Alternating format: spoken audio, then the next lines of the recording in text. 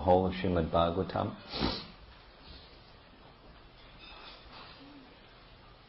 Essentially, we'll be discussing chapter 2 of Canto 1 of Srimad Bhagavatam. But the title of the chapter speaks volumes. It's Divinity and Divine Service is the title of chapter 2. And the first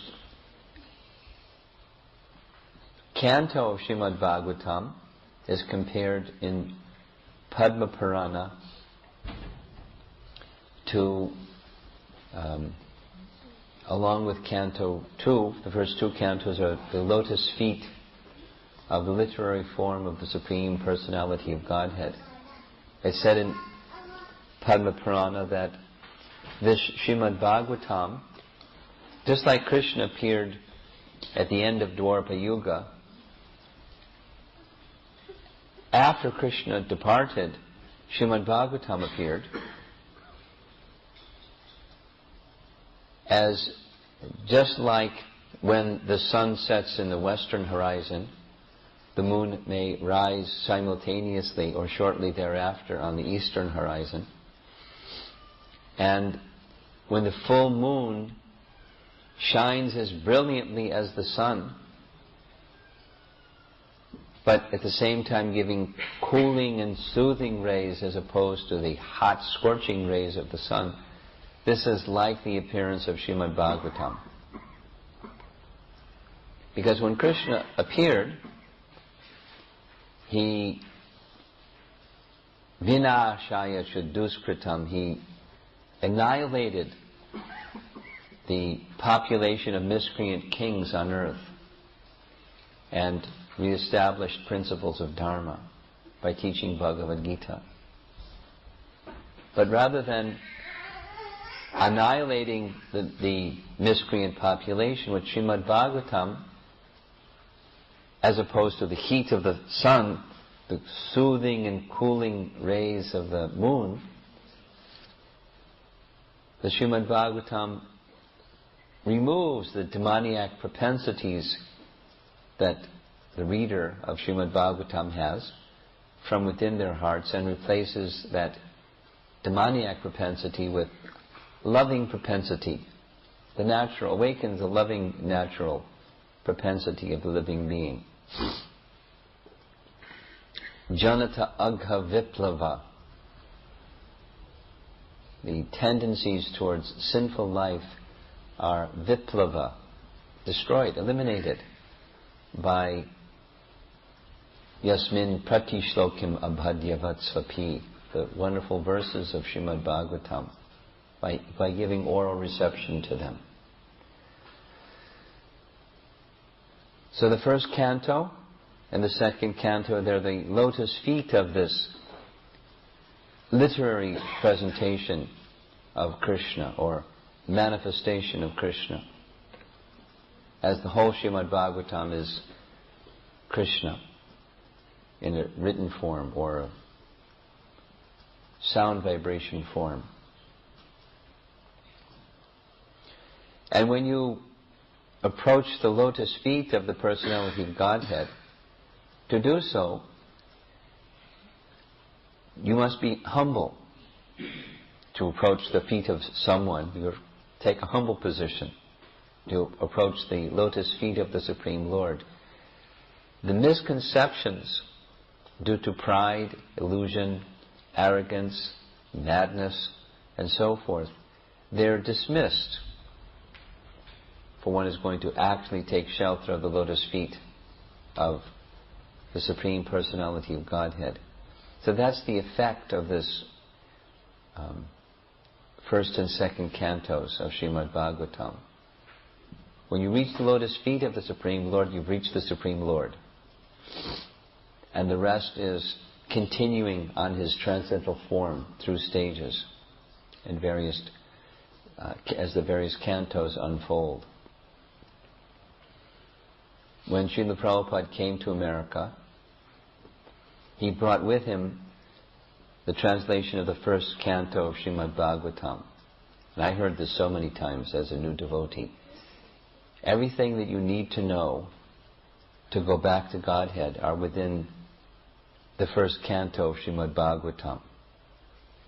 Everything you need to know to go back to Godhead is within the first. Just so learn the first canto of Srimad Bhagavatam very thoroughly, and everything you need to know to go back to Godhead is there.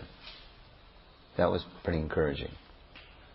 And it's as you become more and more and more familiar with first canto of Srimad Bhagavatam, you can understand it's true. Everything that we need to know. And that first canto of Srimad Bhagavatam, so we can say it's the essence or the summary of the whole Srimad Bhagavatam. And similarly, we can say the first 3 chapters of the first canto of Srimad Bhagavatam is a summary of the first canto, or the summary of the whole Srimad Bhagavatam.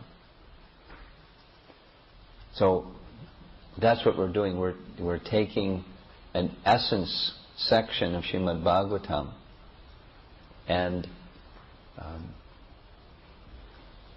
exploring it through hearing and discussing together during this holiday weekend. So I'm very enlivened to spend that time with all of you.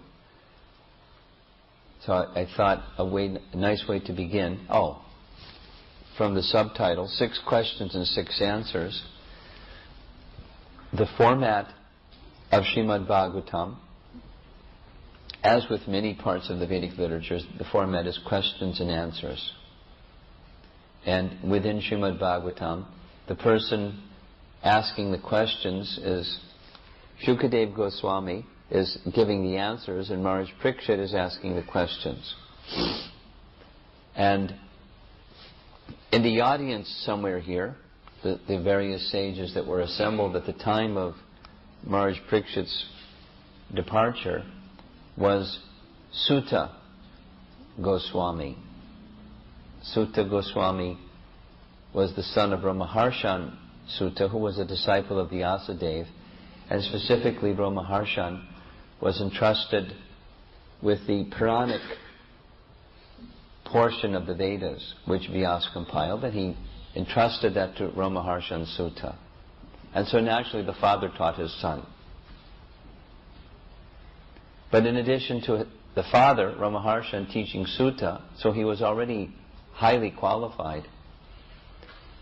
When he heard Sutta Goswami speak Srimad Bhagavatam, he became a perfected soul, illuminated and enlightened and perfected from hearing that narration.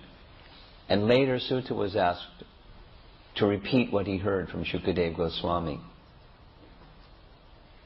And during Vedic times, the capacity of such sages was that he didn't need to open his volumes of Srimad Bhagavatam, or open, like I have to, open my computer to the electronic version of Srimad Bhagavatam and then repeat it as I'm reading it.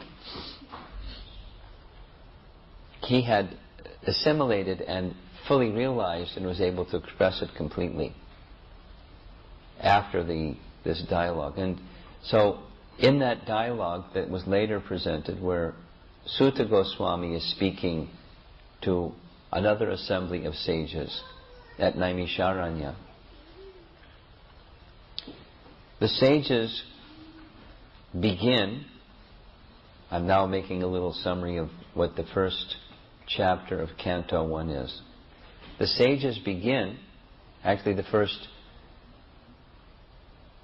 3 verses are Mangalacharana, stating the glories of what the Srimad Bhagavatam is. And then the rest of the first chapter is the sages are glorifying Sutta, the qualifications of a speaker, in other words. Before you become a speaker of Srimad Bhagavatam or accept someone as a speaker of Srimad Bhagavatam, what are the qualifications that one must have? And then they present a series of questions. There's 6 questions. And we'll be covering what those 6 questions are in the course of this weekend. And then, the beginning of chapter 2 is Sutta appreciating the qualifications of the receiver of Srimad Bhagavatam. What are the qualifications one must bring when you're in the presence of a Sutta Goswami or a Shukadev Goswami or a qualified speaker of the Bhagavatam? In order to fully receive the Bhagavatam's message, what's the qualifications of a receiver, of a listener, of one who's going to become God conscious by that experience of oral reception? And then in chapter 2, 4 of the 6 answers to the 6 questions, and then chapter 3, 2 more of the final 2 questions are answered. So we're going to be covering, that's our subject matter. And the rest of Srimad Bhagavatam expands.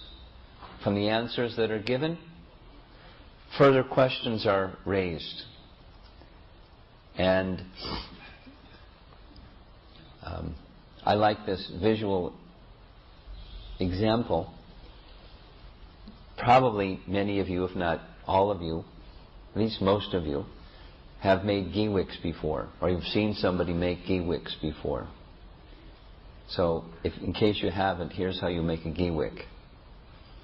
You take a supply of cotton, a ball of cotton, and you pull out the right amount of cotton. Just by practice you know how much to pull out. You pull out a wad of cotton from the big bundle of cotton, and you start twisting it with a larger ball at the end and a finer part at the top, and you keep twisting it and twisting it and twisting it. Dip it in a little ghee and keep twisting it and twisting it and keep twisting it, and more ghee, and finally you have a nice ghee wick. So supposing you did it the other way around. You took a ghee wick that didn't have, like, soaked with ghee, and you just started pulling it apart and pulling it apart and pulling it apart and pulling it apart and pulling it apart. Then you have all these little fine strands of cotton. Then you can take those fine strands of cotton, put them together and get the ball of cotton, make them tighter and tighter and make a ghee wick. But it's all just fine fibers of cotton in different stages of being put together or being pulled apart.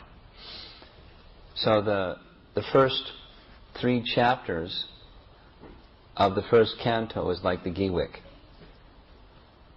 And the rest of Srimad Bhagavatam is like taking those ghee wicks, those tightened verses of Srimad Bhagavatam, and expanding them and expanding them and expanding them.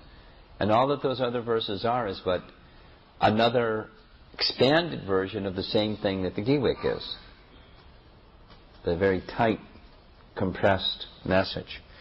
So we're going to take a look at the tight, compressed message of the first 3 chapters of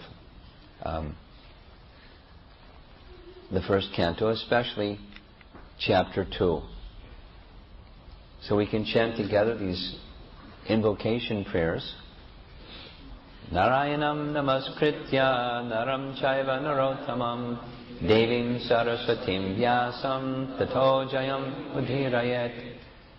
So the translation: before reciting the Srimad Bhagavatam, which is the very means of conquest, one should offer respectful obeisances unto the personality of Godhead Narayana, unto Narayan Rishi, the supermost human being, unto Mother Saraswati, the goddess of learning, and unto Srila Vyasadeva, the author. And Nashtaprayeshu abhadreshu nityam bhagavata sevaya bhagavati uttama shloke bhaktir bhavati naishtaki. The second chapter indicates that the recitation of Srimad Bhagavatam is something that one should perform nityam, regularly, or nityam meaning always. And by regularly hearing Srimad Bhagavatam and by rendering service to the pure devotee who recites Srimad Bhagavatam, all that is troublesome to the heart is almost completely destroyed, and loving service unto the personality of Godhead, who is praised with transcendental songs, is established as an irrevocable fact. This is the effect of hearing Srimad Bhagavatam, so hopefully some of these effects will become our experience also.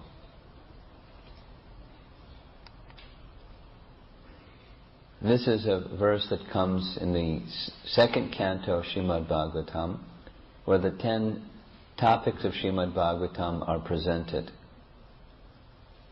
Sarga and Visarga, the creation of the universe and the sub-creation work of Lord Brahma. Sthanam,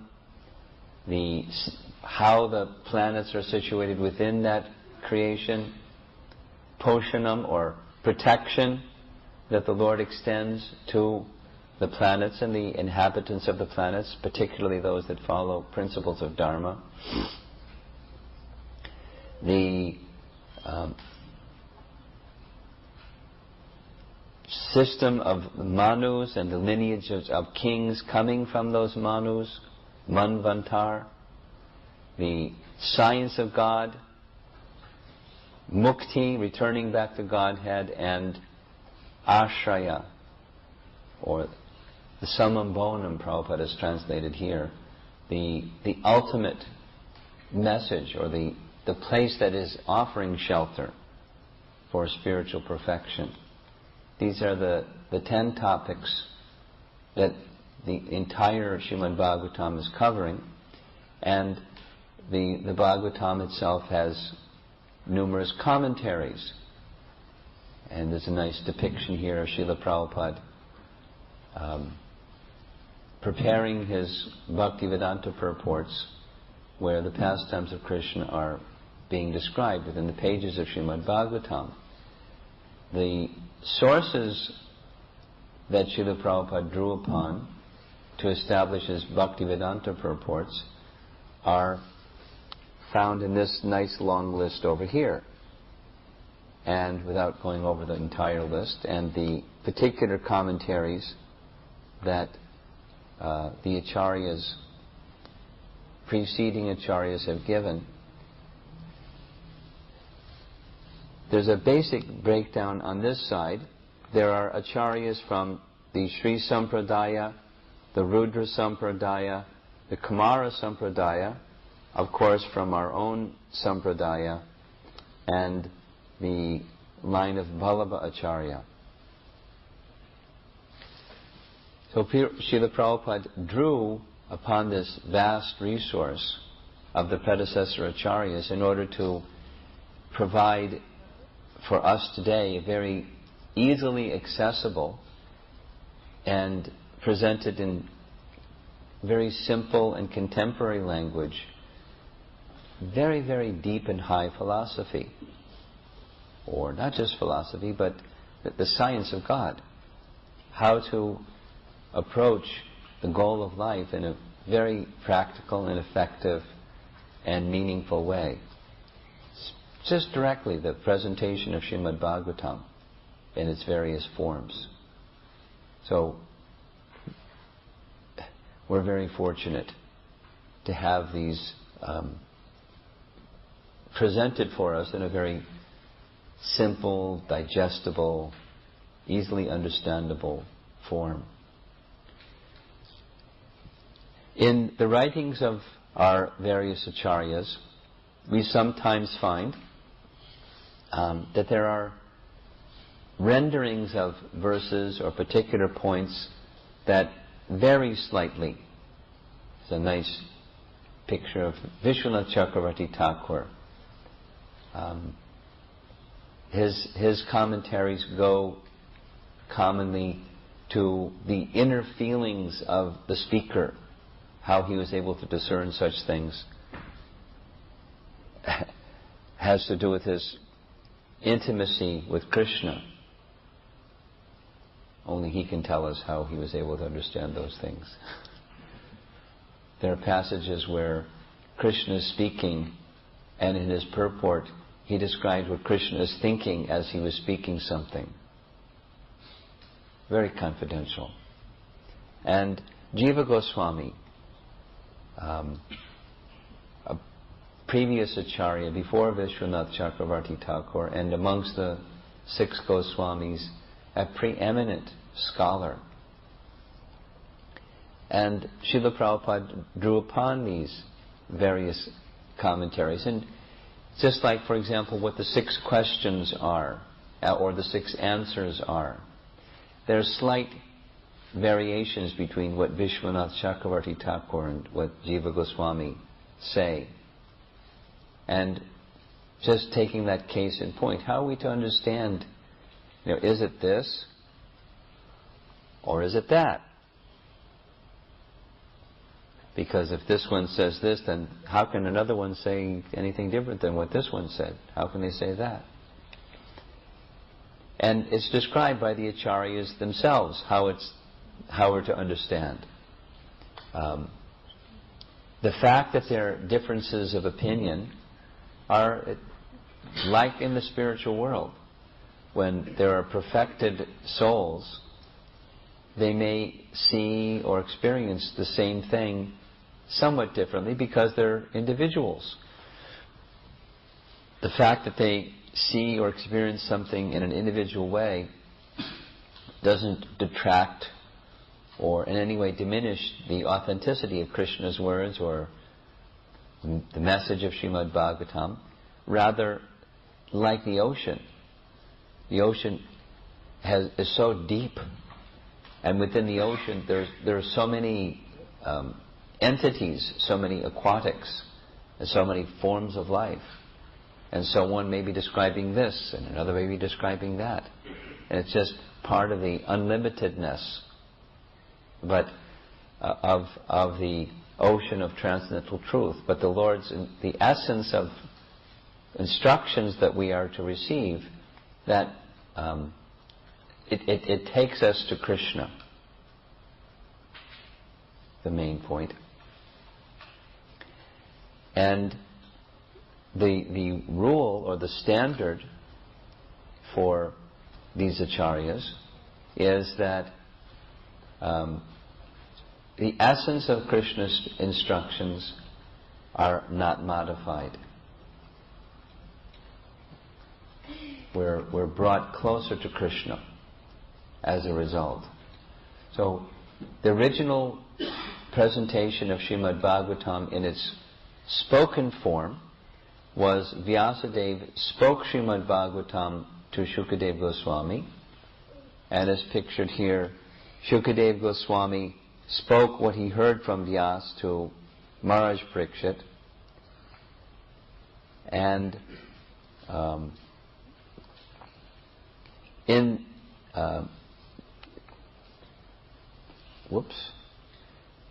because what Maharaj Parikshit, which Shukadev Goswami heard, was what he had heard from Vyasadeva. Here is Narada speaking to Vyas, Lord Brahma speaking to Narada, Lord Brahma receiving the instructions from Krishna from within his heart, and the Supreme Personality of Godhead is the original source of all Vedic wisdom. So this is the line of descending order or disciplic succession up to the point where Shukadev Goswami is speaking it and Maharaj Parikshit is hearing it. Srimad Bhagavatam, before it was in its written form, it was in a sound vibration form, or there was an oral tradition, as shown in the previous slide.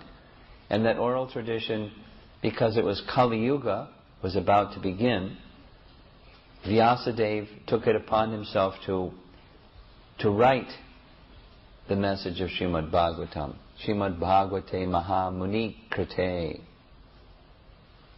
he took up the project of writing the vast Srimad Bhagavatam. And then again, Maharaj Parikshit presented here, along with various sages in the assembly, heard Shukadeva Goswami speak it to Maharaj Parikshit. And here you see in the audience there's Narada, and seated next to Narada was Vyasadeva, and somewhere in this assembly was also Sutta Goswami. But Shukadeva Goswami was such a qualified speaker that even his father, who taught him the message, wanted to hear Shukadeva Goswami speak it because of his exceptional qualification. And later on, in the forest of Naimisharanya, here's Sutta Goswami again speaking before another assembly. And when the pages of Srimad Bhagavatam opened, Sutta is the narrator, and he's describing what he heard to these various sages. And seated in the front is Shonaka Rishi, eldest and seniormost amongst the sages, and he is the principal person speaking on their behalf, asking the questions. And Sutta Goswami is supplying answers. So, very quickly, I'm going to be going through the 6 questions, 6 answers. Tomorrow morning, these will be passed out, so you'll have a nice sheet that you can follow one by one. But here's the first question, paraphrased. The sages wanted to know, what's the ultimate good for all people? That's a nice question.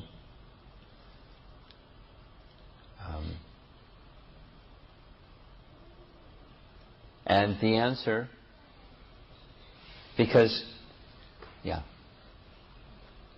the circumstance surrounding this assembly at Naimisharanya, pictured here, is Maharaj Parikshit has left.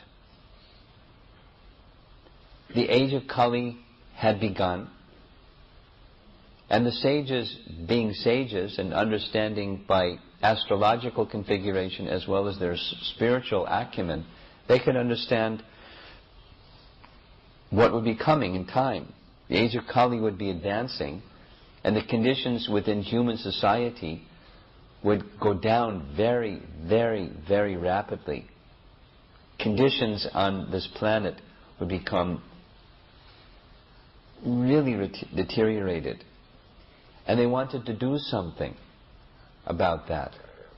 So they had gathered to conduct a yajna for 10,000 years in order to diminish the influence of the age of Kali for the benefit of all the world's population.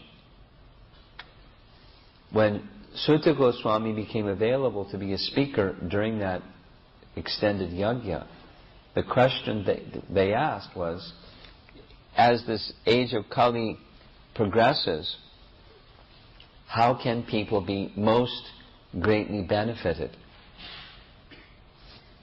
And the answer given by Sutta Goswami is provided in the second chapter, text number 6. Savai Pungsang Paro Dharmo. We're going to go over these more carefully. This is just overview. You can take note. The translation of this verse is, the supreme occupation, dharma, for all humanity is that by which men can attain to loving devotional service unto the transcendent Lord. Such devotional service must be unmotivated and uninterrupted to completely satisfy the self. So as this illustration is showing on this side, whatever the form of devotional service, the essence is to always think of Krishna. And with the mind absorbed in thought of Krishna, without motivation to gain something from that service, or without the possibility of anything interrupting or checking the flow of that devotional service, then the self is completely satisfied. Then the next question that they raised is, it comes 2 verses later, because the in-between verse, it's stated by the sages that in this age of Kali, conditions are such that people will not have the disposition, the temperament to go through the whole of the Vedas and gather the essence of the Vedas. They won't want to do that. Their lives will be shorter, their spiritual acumen will be less, their minds will always be disturbed, their qualities of compassion, everything goes down and down and down. So people are just not going to get the essence of the Vedas. So could you do this? You know the essence of the Vedas. Can you just, in a very simple form, express what's the essence of all the Vedas, please? So that's the question. What's the essence of all the Vedic scriptures? And the answer is provided. The rendering of devotional service to the personality of Godhead, Sri Krishna. Automatically, immediately, when it acquires causeless knowledge and detachment, just like pictured here, Rupa and Sanatana Goswami, by absorbing themselves in the process of devotional service, the stage of absorption in Krishna and detachment from all worldly things. Both were the consequence, natural consequence in their lives. And similarly for anyone who's following in the path of Rupa Goswami will experience the same thing. Here's the third question. The third question asked by the sages is, why did Krishna appear? What was his purpose? What reason would Krishna have for coming here? Because Krishna had just disappeared, appeared and disappeared. So what was the reason? It's not like the sages didn't have a clue, but they wanted to hear Shukadeva Goswami, to hear Sutta Goswami explain. And here's the answer that he gave down here: to reclaim those in the mode of pure goodness, which is found in verse 34 of chapter 2. And continuing on in various parts of the Bhagavatam, particularly the 10th canto, Srimad Bhagavatam. So the fourth question was especially in relation to creation. How does the Lord perform this act of creation? What wonderful adventures does he perform? And the answer is from text 30 through 33 in chapter 2 of the first canto, starting with this one.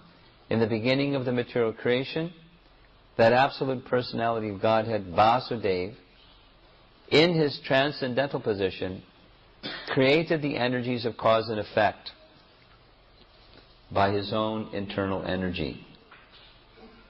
So, the verses that follow are describing the various expansions of the personality of Godhead as Lord Brahma and Lord Shiva to assist him in the process of creation of the universe, the various stages of the energies unfolding and so on, presented in a very concise manner. The fifth question: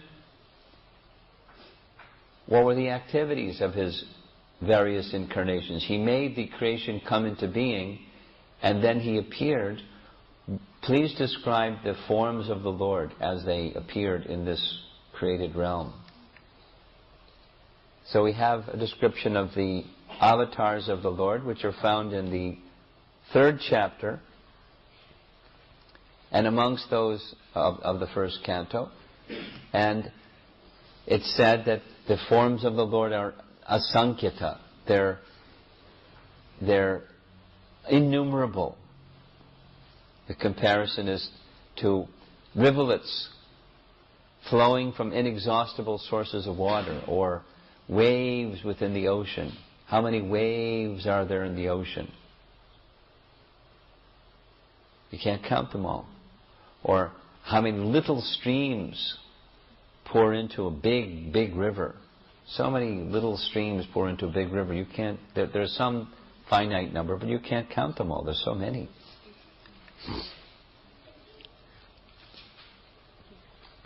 The Purusha avatars are described in the first verses of chapter 3, and then the Leela avatars are further described in the rest of chapter 3.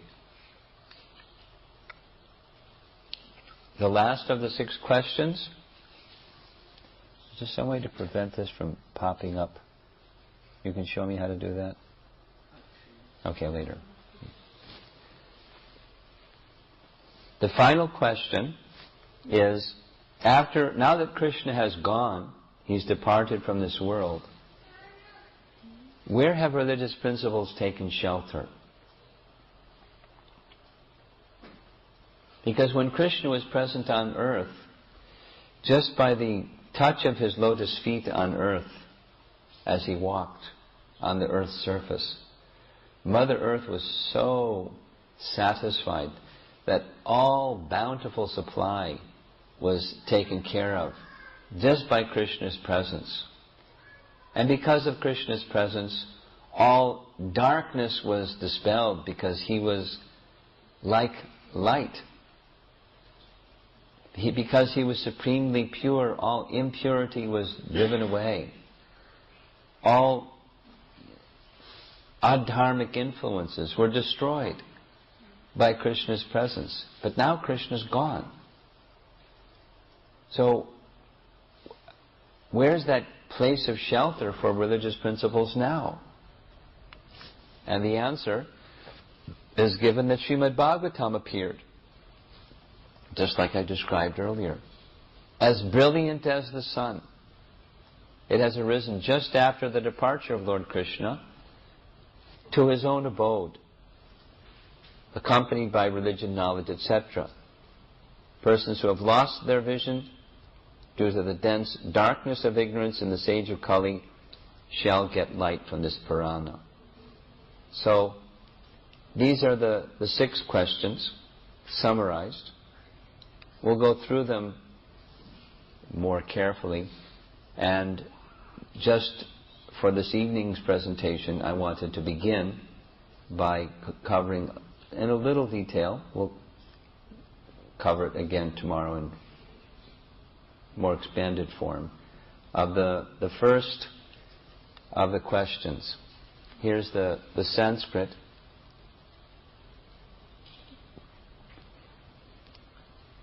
The sages assembled under this large banyan tree depicted here, where Sutta Goswami is seated on a raised seat. They're praising his qualification.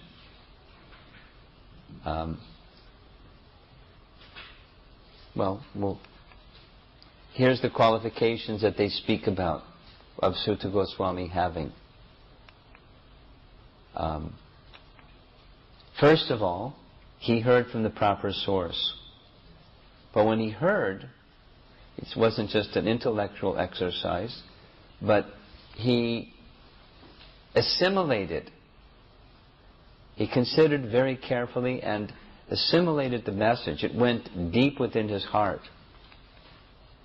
And he had then realized it in full. And the sages, recognizing these qualifications of Sutta Goswami, they were very eager to hear this message. And in their hearing of this message, part of their eagerness was, they understood what the future of this age of Kali would be like. And they wanted the antidote, the medicine, that would protect or inoculate innocent people from having to undergo this horrible experience of the age of Kali, to get relief, get shelter. So it's described that their inquiry was with that they wanted him, they wanted Sutta Goswami to, with great focus and attention, completely describe the ultimate good for all living beings who are otherwise victims of the age of Kali. And when it was Sutta Goswami's turn to speak, after appreciating the qualification of his audience for asking such nice questions and being so enthusiastic and eager to receive the message, here's the verse that he spoke. Savai pungsam paro dharmo yato bhaktiradhoksaje ahaitaki apratiyata yayatma suprasidati. The supreme occupation, dharma, for all humanity is that by which men can attain to loving devotional service unto the transcendent Lord. Such devotional service must be unmotivated and uninterrupted to completely satisfy the self. In the first chapter, this word suprasidati appears, and again several times in the second chapter, the word suprasidati, yenatma suprasidati, yayatma suprasidati. It's repeated over and over again in such a way that it becomes very obvious it's important. When a speaker speaks something again and again. So what's important about suprasidati? Well, it's something that motivates every one of us. We want to be happy. We want to be satisfied. And we won't be satisfied until we're satisfied. We'll continue to search for something, whatever that something is, until we're satisfied. And as long as you receive, the understanding is as follows. As long as you are receiving something material, when in fact you're a spiritual being and your need or your hankering is something spiritual, you're not going to be satisfied. You'll go looking for another something, and another something, and another something. And it can go on endlessly. Not only in this lifetime, but lifetime after lifetime, and birth after birth, and sojourning perpetually, never to find satisfaction. What's that position where there's real satisfaction? It's not the notion is not a selfish one. It's an absolute one. Because the position of satisfaction of the self is where the self is in a position of selfless service to the Supreme Self, the Supreme Pure. And then we're in contact with the Supreme Pure, we become pure. Our original purity is restored. And then we feel satisfaction. And then we're not hankering for another something or a combination of somethings to find satisfaction, because it will never happen. Only one position is the position of real satisfaction, where there is factual shelter in the Supreme Personality of Godhead. And that factual shelter is the shelter of serving in love. And when you're serving in love, there's not a motivation for that service. That's the first part, where paradharma is the teaching of the Srimad Bhagavatam. That's stated right in the invocation verses. The exclusion of kaitava dharma, and that's a strong word. Kaitava means cheating. So, what's cheating religion? The terms are opposite. Religion isn't cheating. Religion is good. And cheating is bad. So what's cheating dharma? Well, in one sense, there's no such thing. But if there's something that is created by man that does not fulfill the real need of the soul, but it makes it look like it's good, then it robs the soul, it cheats the soul of that which is the real well-being of the soul. That's kaitava dharma. Something that does not bring one to the state of love of God. Something that may elevate one through the modes of nature towards the quality of goodness, but doesn't reach the lotus feet of the Supreme Personality of Godhead in loving service. It cheats the soul of the soul's real shelter, the real happiness of the soul. But paradharma is simply this one thing, the supreme occupation of the living being, engaging in loving service. Bhaktir adhoksaje. Adhoksaje, just like we know from Bhagavad Gita when Krishna is addressing Arjuna by different names, Madhava or Rishikesh, or different names he's identifying Krishna by. Each of the names is important. It's specific. It's invoking a particular feature, aspect, or quality of Krishna. And it's also opening the heart of Arjuna to that aspect of Krishna. So adhoksaja has the same meaning. Adhoksaje is the vocative unto adhoksaja. And what's the meaning of adhoksaja? Adhoksaja. One who is beyond the senses. Akshaja. Adhoksaja. One who is beyond the senses. It's very significant that devotional service means Rishikena Rishikesha Sevanam. We're engaging the senses in the service of the master of the senses. And the master of the senses is beyond the senses. Adhoksaja means beyond the senses. So how do we engage our senses in that which is beyond the senses? How does it work? How can you do that?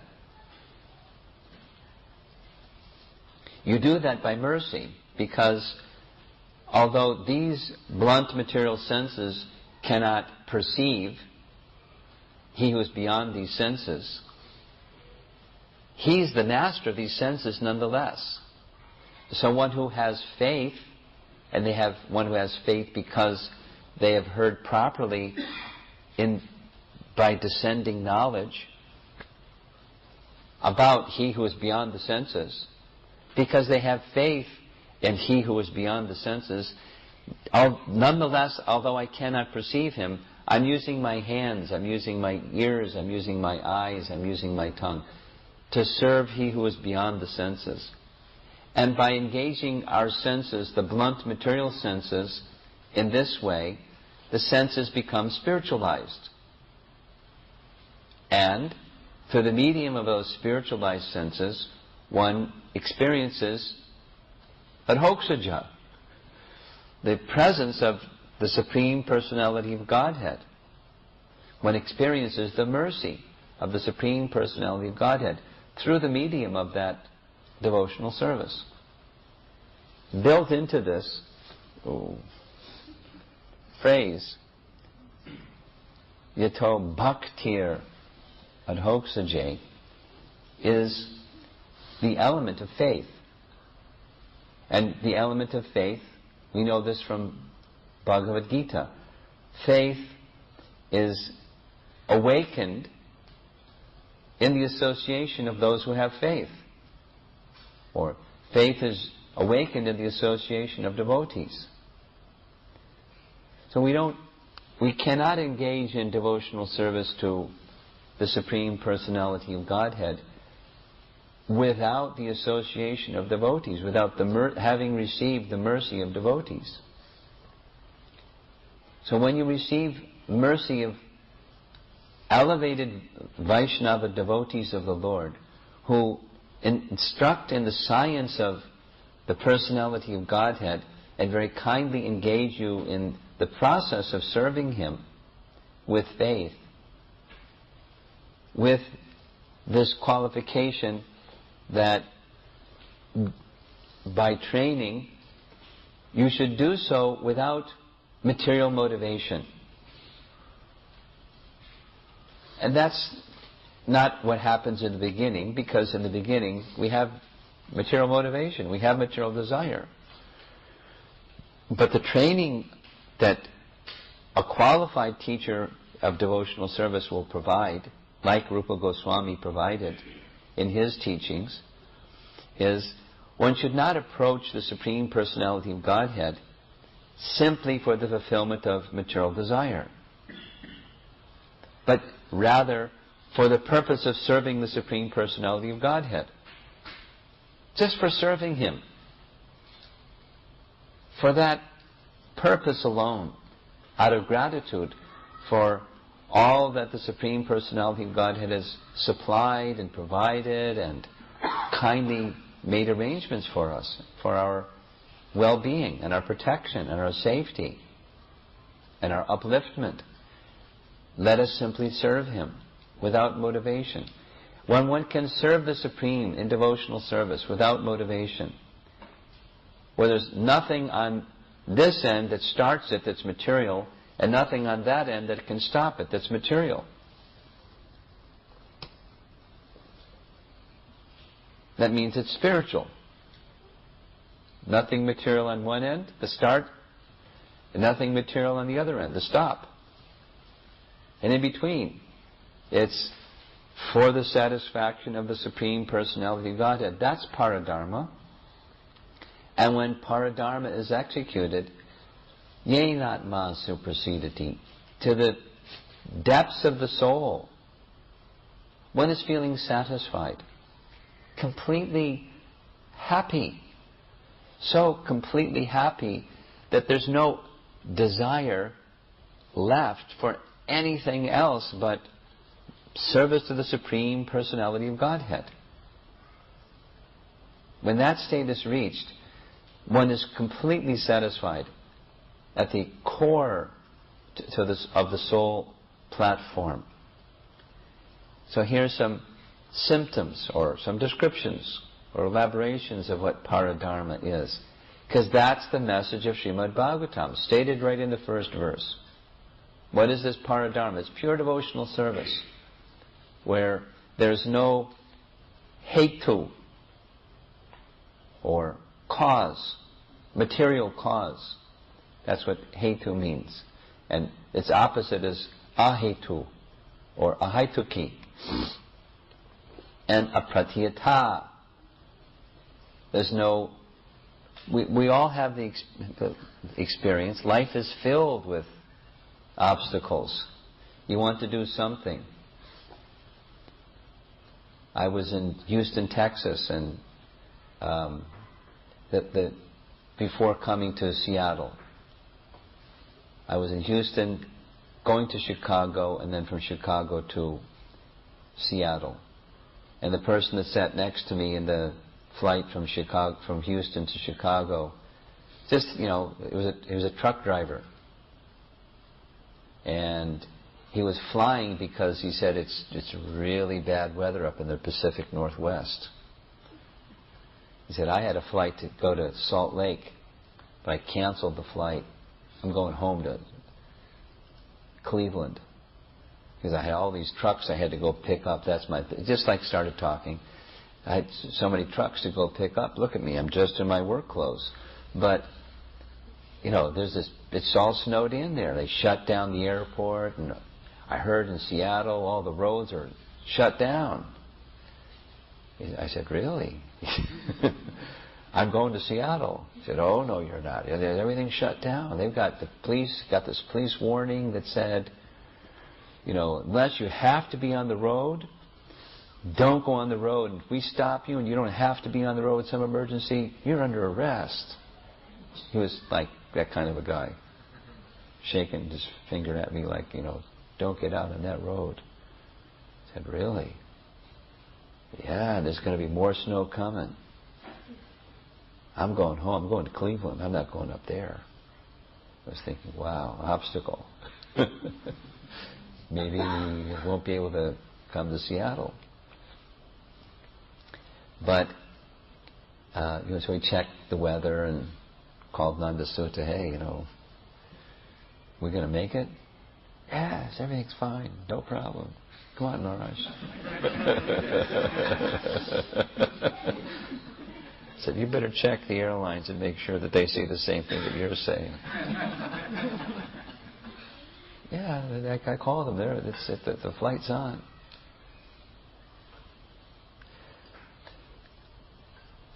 Even in devotional service, some simple thing. It's like, even getting from your home to here. Maybe there's a slippery road and a lot of people didn't come because of that. It's got an obstacle. Let's stay home. There's always an obstacle. Sometimes it's wise to not get on the road and go somewhere because it's dangerous. But in the course of, in the bigger picture of things, there's nothing material that can check the flow of devotional service. If the flow of devotional service is coming from the spiritual platform, it's like trying to stop the flow of the Ganges. Put your hand out and try to stop the flow of the Ganges. It flows over your hand, around your hand, and so you make build a dam. Make a big thing out there that stops the flow of the Ganges. It's not going to stop the flow of the Ganges. It'll accumulate and accumulate, and it'll go around somewhere or go over the thing, or the Ganges are going to keep flowing. Break the dam open and keep flowing. You can't stop it. There's nothing material that can check devotional service. There may be some obstacle that will come in our way, but whatever that obstacle is, devotional service coming from the spiritual platform, like this kind, nothing can stop it. Our own weakness can stop it, but nothing external can stop it. So when we're engaged in this paradharma, the situation where devotional service has no material motive and there's nothing material that can check it, that's the position where the self is completely satisfied. That's the kind of devotional service that's being performed in Krishna Loka, in the spiritual abode of Krishna, and it's the same devotional service that was taught by Lord Chaitanya and his associates. And one can perform that in this realm if our spirit is the same as the paradharma spirit. What is paradharma? It's the commentary that Srila Prabhupada presents to this purport is that it's of the soul proper. And there's a practice or sadhana that one can perform to awaken that. And when that sadhana is performed very nicely, it brings one to the stage of pure love for Krishna, prema bhakti. And the Bhagavatam is introducing us to that standard of dharma, paradharma, where the soul is then completely satisfied. An example is given in that purport of the unripe mango and the ripe mango, where both are a mango. leave the unripe mango growing on the tree, and it becomes, in course of time, it becomes a ripe mango. So similarly, our practices of devotional service in our present stage may be not yet mature. But if we continue to cultivate and practice devotional service properly, under proper guidance, eventually it will become mature. It will come to the prema bhakti stage.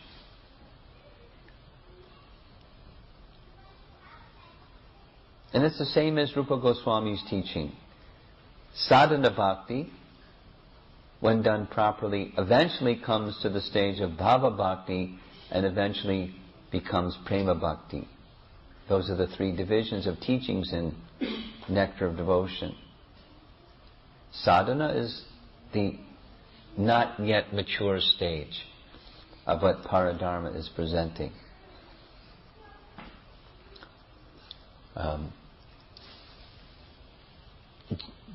This is a painting of Rupa Goswami in Radha Damodar courtyard. Is the Bhajan Kutir and the Samadhi of Rupa Goswami. And here's Srila Prabhupada writing his Bhaktivedanta purports, trying to serve the order of his spiritual master to present Lord Chaitanya's teachings to the English-speaking parts of the world. And Rupa Goswami came. Prabhupada disclosed this in a confidential conversation with his disciples, that a divine appearance of Rupa Goswami came to him and instructed him to please carry on. Take this message of Lord Chaitanya. You will be successful. And this is similarly, Rupa Goswami's definition of what pure devotional service is. There's nothing material, that neither karma nor gyan, that are mixed with pure devotional service.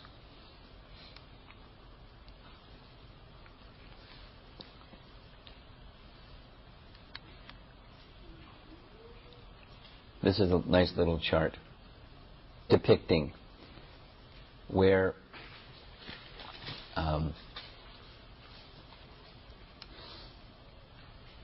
we're somewhere in this position. We're devotees who may get association of other devotees, or we become devotees through the association of devotees.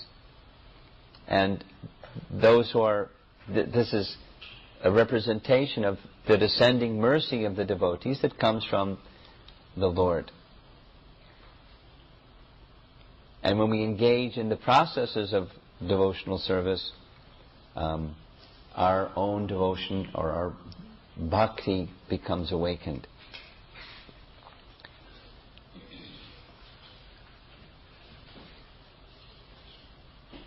Srila Prabhupada's life, the beginning of the Hare Krishna movement, and the progressive stages of the development of the Hare Krishna movement, very beautiful example of this process of apratihata, devotional service that can't be checked by any impediment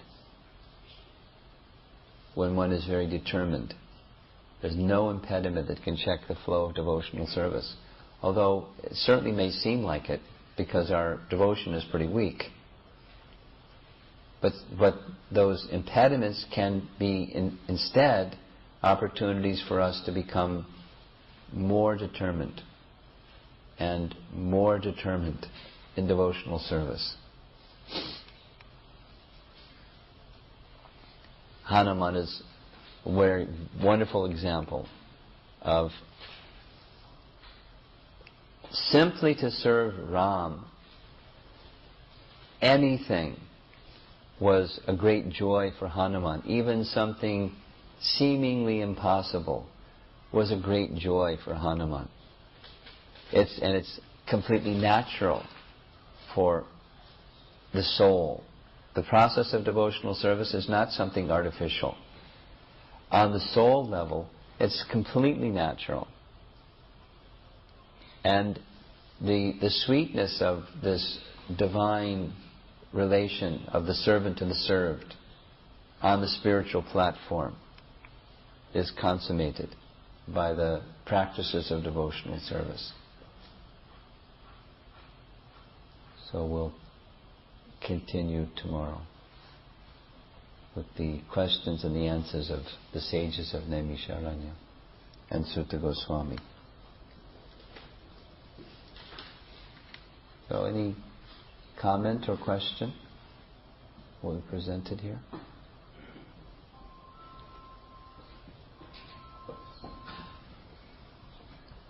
Maharaj, I've heard this word many times, but I'm not familiar with it, called Sunam Bonam. Is it an English word? No. It's English. It's a English rendering of something from Latin. Summum bonum is a Latin term, but English is derived from Latin, and it means it's like fountainhead, the wellspring, the source, that from which everything comes, the absolute truth.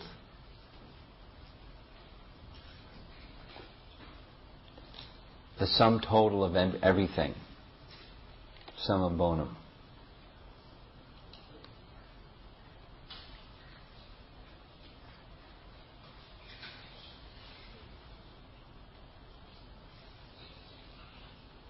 Yes? Why is the first canto called as creation? Because there is not too many details on the actual creation. Why did Srila Prabhupada give that title to the first canto? I don't know where Prabhupada wrote about why he gave that title to the first canto, so I can't say what his reason was.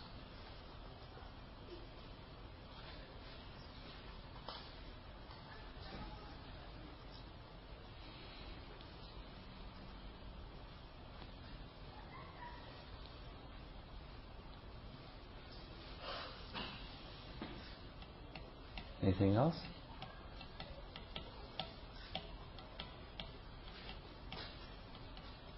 Yes? Maybe this part of the lecture, I want to talk about ahepiki. Does it have both of those meanings that it cannot be caused by anything material? That's one meaning, and is there another meaning that ahepiki means we should not have any other motive, which means hetu of karma and jnana? Yes. Both of these meanings? Yes. Ahepiki? Yes, both. It's another way, both are, it's just another way of saying the same thing. It's not a separate meaning.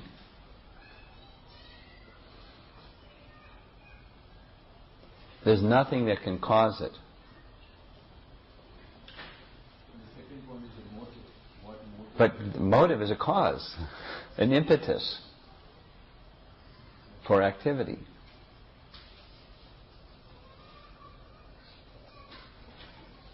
Like, why do people go to work? It's their means of livelihood. If there was no livelihood means involved, they wouldn't go to work. They wouldn't go to work. It's a motivation for activity. So what's the motivation or cause, impetus for serving?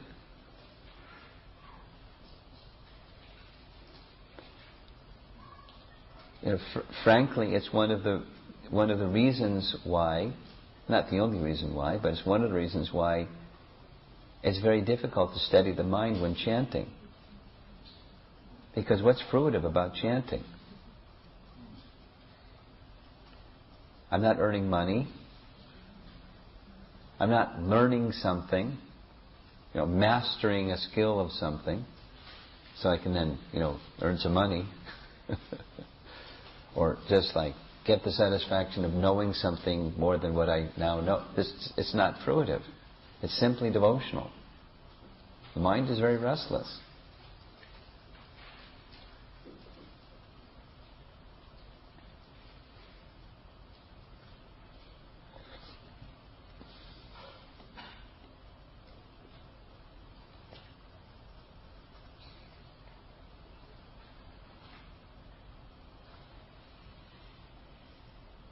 So some other form of devotional service, I may feel like I'm accomplishing something. Even, deity worship, address the deity, and I'm making something very nice. I'm achieving something, etc. So devotional service shouldn't be done with that motivation.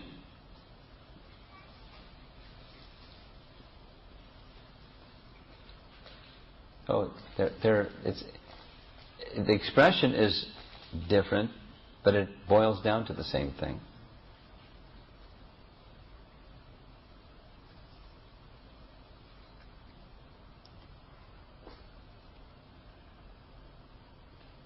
Anything else? Okay, thank you very much. Srila Prabhupada ki jai.